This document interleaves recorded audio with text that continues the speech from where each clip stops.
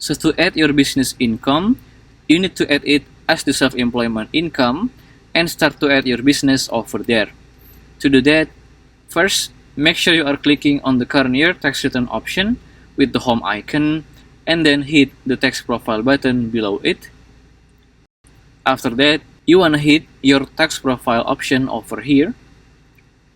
On this page, you can actually add many types of slip or forms. And then to add self-employment, you wanna scroll down a bit. Then do a check mark on self-employment income option and hit the continue button. You may have to answer some questions again regarding your taxes info.